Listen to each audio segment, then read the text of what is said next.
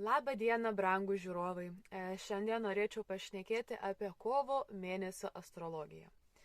Ane, tiek kovas, tiek balandis, tiek gegužė, visas pavasaris pas mus yra crazy, kas dedasi astrologiškai dangaus kosmoso skliaute. Taigi, grįžtam prie kovo, trumpai apžvelgsiu visus įvykius, paminėsiu ir tada pereisim iškart prie Saturno, galbūt tokio pačio ryškiausio, svarbiausio įvykio kovo mėnesį. Tai vat, pradedant nuo kovo 1, tai kovo 1 įvyko Veneros retrogradas, tai apie jį jau rašiau, galite pasiskaityti, bet su Veneros retrogradu šiaip paprasta, ne, jis vyks visą kovo mėnesį, tai nesiženijam, nesiperšam, nepradedam naujų santykių, ne. Grįžta seni meilužiai, nieko blogo tame nematau, ne, ypač jeigu esat neįsipareigojęs, o įsipareigojusiųjų pusiai tai vyksta peržiūra santykių, ne, ar aš tikrai noriu ir esu linkęs įsipareigoti šiems santykiams, ne, tai galimos ir skyrybos ir panašus niuansai. Tai vad, bet taip pat Veneros retrogrado metu stenkitės vengti grožio procedūrų, ne, jokių lūpyčių, blakstenyčių, tai nieko nesidarykit, geriau palaukit kitų mėnesių. Taip, kovo 11 Merkurijus ir Venera susitinka 14 žuvų laipsnėje, jau parašiau, aprašiau. Taip, kovo 14 pilnatis brūkšnelis užtemimas. 29 liūto laipsnėje irgi nesenai įkėliau, pasiskaitykit, pasižiūrėkit, ten galbūt šiek tiek plačiau. O dabar taip trumpai, priminsiu, kad 29 laipsnėje vyksta pilnatis jau nuo lapkričio berods ir vyks iki balandžio, tai vėl tas balandis, ne, tas kertinis šitas pavasaris, kažkas keičiasi. Tai 29 laipsniai, vėlgi 29 paskutinis laipsnis, ne, tai vėlgi pabaigos, pokyčiai, mirtys ir panašiai. Taip pat, ne, užtemimas, tai ką tai šneka, tai yra Saulė, Mėnulis ir Žemė, ne, vienoj toj linijoje išsirikiuoja užtemimo metu, ne. Tai Saulė, ne, būtų mūsų siela, Žemė yra mūsų kūnas ir Mėnulis yra mūsų mintis. Ir visa tai, kai yra vienoje linijoje, tai vėlgi taip galim simboliškai žiūrėti, kad tai yra puikus metas, sakykime, portalas, ne, vartai atsiveria tam, kad visa tai sueitų į tą vieną kažką, ne, didžiausia magija ir vyksta tada, kai tiek galvoju tą patį, tiek jaučiu tą patį, ne, tiek darau tą patį, ne, kai viskas apie vieną, tada įgauname didžiausią galią. Dėl to tie užtemimai ir yra toks magiškas laikas tam. Tas galbūt vidinis susilygiavimas, ne, jisai yra toks lengviau prieinamas, ne, greičiau pasiekiamas ir nereikia tiek daug stengtis. Tai toliau, ką turime. Kovo 15 Saulė pereina į žuvis, neįdomu, kovo 15 tą pačią dieną Merkurijos retrogradas, neįdomu. Čia tokie jau basic dalykai, bet Merkurijos retrogrado metu tiesiog pasižiūrim visus dokumentus, susitikrinam, žiūrim, ką šnekam ir panašiai. Taip, kovo 19 Uranas Jautyje. Tai Uranas grįžta į kritikos nakčatrą, kuris buvo praeitais metais tuo pat metu, kai buvo pasikėsinta į Donaldą Trumpą. Tai, vėlgi suprantame, kad Uranas yra labai lėtai judanti planeta, tai jisai ten toj kritikoje dar bus kurį laiką. Bet esmė, kad vėl grįžta ten pat. Taip, kovo 22 Venera susijungia su Saulė ir išnyksta iš dangaus 8 dienoms ir tada jinai pasivers į aušrinę. Tai čia mums ir lietuviams, ne, iš mitologijos yra žinoma, kas ten buvo su ta aušrinė, tai esmė tokia, kad aušrinė turi tos savo ciklus, tai jinai vakarinė, tai jinai aušrinė, tai jinai vakarinė, tai ne aušrinė, o Venera. Venera turi tos savo ciklus, ne, tai dabar buvo vakarinė, tada išnyksta, tada bus aušrinė, matysim ją rytais. Ir tai nėra gera simbolika, nei vienoj kultūroje ryto žvaigždėje. Pas mus irgi, ne, vakarinė, jinai ten tvarkė ten tą lovą klojo Sauliai, darė vyrė košės ir ten aslą šlavė, ne, o aušrinė, jinai ten turėjo romaną su savo tėvu, ne, tada ten 3 metelių Saulė verkė, aukso šakas rankiodama, ne, į tą ąžuolo paleistas žaibas, aptaškyta kraujų suknelė, tikrai nieko gero čia šiuose istorijose nėra su ta aušrinė. Taip, toliau einam kovo 29, jaunatis brūkšnelis Saulės užtemimas, įvyksta su visom tom planetom žuvų ženkle, ne? Tai, ten yra tiesiog didysis sambūris žuvyse. Ir ten įvyksta užtemimas ir vos po už kelių valandų po užtemimo į tą ženklą pereina Saturnas, dar viena papildoma planeta, karmiška planeta, ne? Bravo tiesiog. Ir tada kovo 30 prie viso to dar ir Merkurijus, Neptūnas, Venera susijungia su fiksuota žvaigždė Šyt. Dabar dar ir Neptūnas, tai apie Šyt jau rašiau kažkokiam iš savo tentų postų. Tai yra čia ką veikt. Vien, man toks galbūt įdomiausias yra tas Saturno žuvyse su tais užtemimais, ne, tai pradedam nuo jo galbūt, ne, susikoncentruojam į jį. Tai kovo 10 bus jo pirmas toksai niuansas, kai Saturnas sudega, ne? Saturnas numiršta, nes yra susijungęs su Saulė ir tai prasideda naujas karminis ciklas, jis yra sudegintas ir nematomas, ne? Kai planeta susijungia su Saulė, Saulė jinai yra nors ir satvik, bet melifik, tai maždaug tyra, bet ir ta neigiamesnė, nes jinai išdegina viską, ko nereikia, ne? Jinai karšta, pati karščiausia.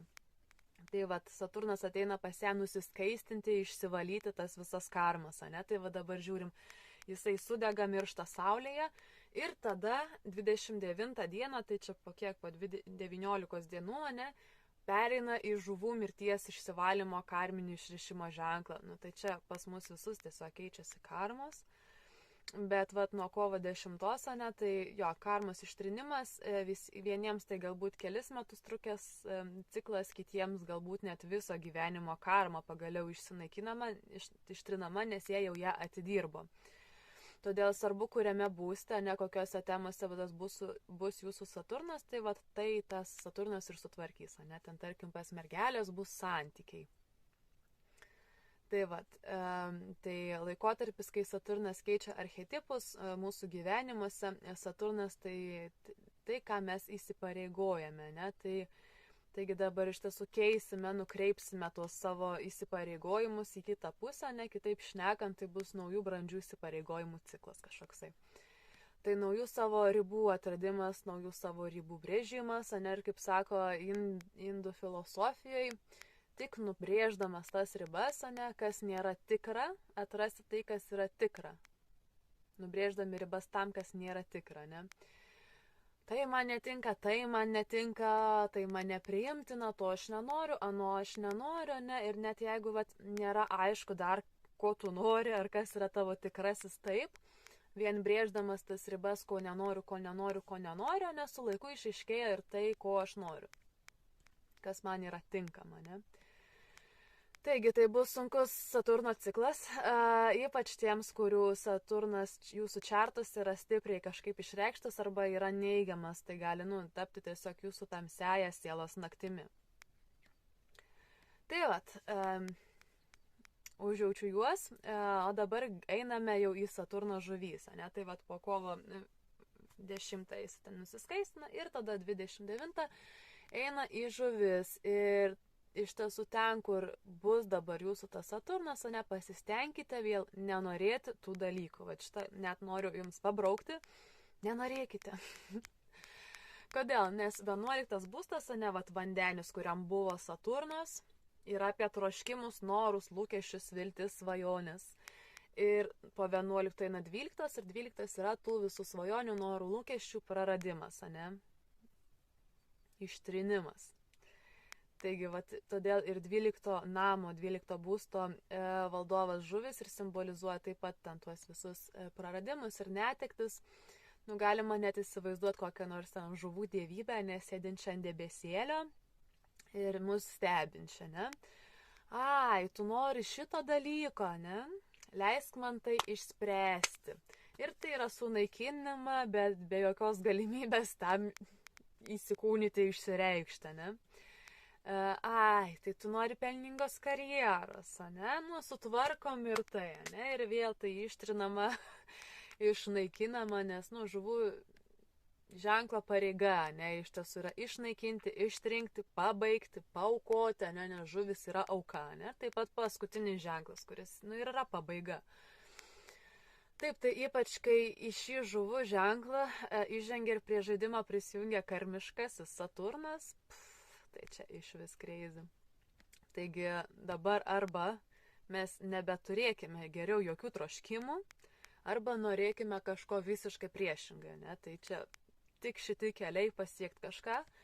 Tai yra tiesiog tas atvirkštinės psichologijos naudojimas, ne kalbėti savo taip, kaip dabar yra, tai tobula, aš nieko daugiau nenoriu. Tai vat, pavyzdžiui, dvyniams, ne, Saturnas eina į 10 būstą, tai pagal Vedų astrologiją žiūrima, ne, kad būtumėte dvyniai lagna, tai jiems tokiu atveju reikia kalbėti savo, kad vat, aš nenoriu geresnės, pelningesnės karjeros, man gerai tokioj padėti, kokioj yra. Nieko aš čia keisti nenoriu, mano darbas puikus, ne? Tai va tokiu atveju žuvise ta esanti dievybė sako, ai, tai tu nori, kad liktų taip, ne? Išsprendžiam, sutvarkom ir tai išėjim, kad virkščiai, ne? Tai ant kiek ta dievybė gali lengva ranka viską išnaikinti, ant tiek jinai lengva ranka gali beribiškai viską duoti, nes žuvis jos yra beribis ženklas, ne? Tai aš asmeniškai turiu savo Saturno žuvyse ir būtent Bhadrapadrų nakčiatroje, apie kurią šnekėsiu vėliau, tai man tai yra labai artima, aš visą tai su to gyvenu visą gyvenimą, nes ten tais troškimais, išnaikinimais ir beribiškumu. Tai iš tiesų dabar turėsim kelis šitus metus, ne, man galbūt tai egzaminas, jums galbūt irgi išmokti šitą Saturno pamoką, ne, ant kiek mes galim viską pakeisiu tom savo mintim, ne, ir tai tikrai nėra lengva, ir tai yra toks, totali pasąmonė, savo kontrolė, ne, tas nuolatinis treniravimas, kiekvieną mielą dieną, to savo sąmoningumo, ne, savo minčių siekimo, norų, troškimų, viso to, ne, tai didelis darbas mūsų visų čia laukia šios keletą metų, bet, gausim apdovanojimus, jeigu gerai padirbėsim, ne. Taip, tai toliau, tarkim, pavyzdžiui, kokiam vėžiui negalim pažiūrėti, tai bus aktyvuotas troškimas rasti mokytoją, sutikti savo guru, ne, arba kils troškimas pagerinti tas santykius ryšį su savo tėvu. Tai ir vėl tam patiem vėžiam irgi reikia persiprogramuoti, ne, kad ne, man dabar nereikia jokių ten tų gurų, jokių mokytojų, nieko man čia nereikia, santykiai su tėvu kokie yra, tokių užtenka, jeigu nesutariu, tai čia mano karma, viskas gerai. Ir vėl tą žuvų dievybę, išnaikiname ir tai, ne, tai paaukok man tai, ką dabar turi, ir aš tau mainais duosiu puikius ten tuos santykius su tėvu, ne, tai viskas apie tą minčių treniravimą. O dabar einam prie nakčiatrų, dabar jisai jau yra Purva Bhadrapada nakčiatroje, tiesiog vandenio dalyje, ir tada jisai bus žuvų dalyje Purva Bhadrapada, ir tada perės į Uttara Bhadrapada, vėlgi, kuri yra žuvyse, ne, tai ta Purva Bhadrapada nakčiatra yra trimurti nakčiatra su troškimu kurti, ypač dabar, kol jisai yra vandenio dalyje iki gegužės mėnesio, ne, žmonės, yra tas troškimas toks kurti kažką reikšmingo, kažką svarbaus pasauliui ir visuomenėje, ne. Ir net ne tai, kad čia būtų kažkoksai noras, ne, tai čia galbūt toks labiau vidinis spaudimas, ne, imti, kurti, daryti, ne, ta vidinė karma kažkaip spaudžia veikti, daryti kažką, ne, tai tačiau ta pati Bhadrapada tai yra energija, kuri taip pat sudaužo, sunaikina, sulaužo dalykus, ne veltui abidvi Bhadrapadros ir Uttara ir Purva, abidvi jos simbolizuoja karstą, ne, tai viena Bhadrapada Purva galbūt priekinę dalį, Uttara Bhadrapada galinę karsto dalį. Tai dėl to ir abidvi šios nakčiatros simbolizuoja ego mirties nakčiatrą, ne? Tai toks vidinis spaudimas, vidinis tas troškimas, toks kyla sulaužyti, sunaikinti, ne, išsilaisvinti iš tų dabartinių kažkokių ribų, bet, aš tikiu, kad tai vis tiek labiau žuvyse pasireikščiau čia po kovo, jau kaip bus žuvis, jau kaip bus tas pabaiga ir išnaikinimas, ne, tai, kaip bebūtų, norint kažką sukurti, turim iš pradžių kažką ir sunaikinti, ne, tai čia apie tai. Taip, tai vėliau metų eigoje Saturnas perės į Uttara Bhadrapada, kuri irgi atstovauja trimurti, tai yra juodosios gelmės gyvatės nakčiatra, paslapčių saugotoja, todėl čia atėjus Saturnui laikykite viską tyliai paslaptyje. nesigirkite naujomis idėjomis, tenais nesidžiaukite galimybę pakelti pareigose, garsiai niekam nepasakokite, nes kitaip tai bus atimta. Ne? Tai vat, jo, tie du svarbiausi niuansai, netrokšti dalykų ir apie juos nešnekėti. Atrodo paprasta, bet turbūt ne visiems. Tai vat, nes mes esame žuvyse, nebūsime. Mūsų Saturnas bus žuvyse, kurios viską ir naikina, ne? Ir dar ypač Uttara Bhadrapadroje, kuris sako, laikyk viską paslaptyje, ne? Nu tai vat. Tai bus laikas, kai daugybė konspiracijų kels šurmulį mūsų pasaulyje. Daugybė tų vidaus reikalų, tai kas buvo slėptam nuo mūsų, pradės lysti į paviršių. Iš tų visų žuviškųjų gelmių, ne, tai vėlgi tiek pat visuotinai, tiek ir kiekvienam asmeniškai, ne, iš tų vidinių gelmių pradės kažkas reikštis, kilti paviršių, plus dar tie visi užtemimai, nepamirškim to, ne. Taigi Uttara Bhadrapadra Nakčatra taip pat yra ir Lakšmės vieta, ne, tai vad žmonės, kurie turi Saturną šio Nakčatrai, turi finansinės gerovės ir gausos dovaną užkoduotą savo likime, tačiau būtent šiuo periodu vėlgi gali, kiekviena ta nakčatra turi tiek šviesą, tiek tamsią pusę, ne, tai gali reikštis, kad žmonės bus linkę išnaudoti šią savo Lakšmės dovaną, kažkokiais negražiais tikslais panaudotos savo finansus. Bet kokiu atveju tai tiesiog pasilaikykite tuos asmeninius gyvenimus savo, ne, jeigu planuojat keisti, tarkim, darbą kažkokį, tai ten, praneškite tai paskutinę minutę savo direktoriui, ne.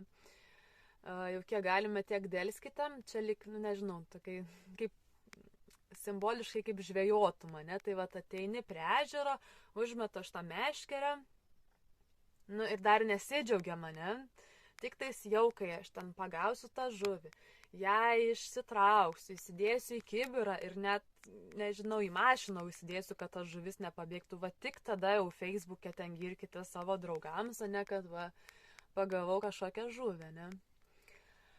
Taip, tai svarbiausia Saturnui esant žuvise, tai yra karmų išpirkimo periodas, ne, tai čia galbūt tokie, čia trečias toks punktas, ne, pirmas būtų norim atvirkščiai, ne, treniruojam mintis, antras sėdim tyliai, nieko čia nesigeriam, nesipasakojam, ir tada tas trečias, nes yra karmos išpirkimo laikas, ne, tai vat vėlgi, kovo 10, ne, jisai sudega saulėje, ir vat tada grįžtam prie šito, kad žuvis tai yra karmos išpirkimo ženklas. Taip, tai, apskritai šiuo laikotarpiu, tai žmonės bus tokie mieguistė, neužsimiegoję, tokie dreamy, apsisvaigę, ne kažkokie, bet taip pat išsekę, pervargę, padauginę viso to, ką jie čia veikia visą savo gyvenimą, ne? Nes, karmos pabaiga, karmos išpirkimas, tai vat, nežinau, 50 metų tuose pačiuose santykiuose, kur jau viskas, jau išpirkta ta karma, jau laikas išeita, ne? Ar ten, nežinau, verslas, ar ten gyvenimas kažkokia mieste, vėl, priklauso, kokia jūsų ten ta karma yra ir ką jūs išpirkinėjat. Tai va, tai toks jau išsekimas, per daug viso to, ne, tai todėl jausime tokį troškimą, ne, atgimti iš naujo, pradėti viską nuo nulio, nes būtent po žuvų ženklo, ne, ir eina, vat, avino ženklas, ne, po paskutinio pabaigų visų uždarimo ženklo, ateina naujos sąmonės ir sąmoningumo ženklas, ne, avinas, link kurio ir judame.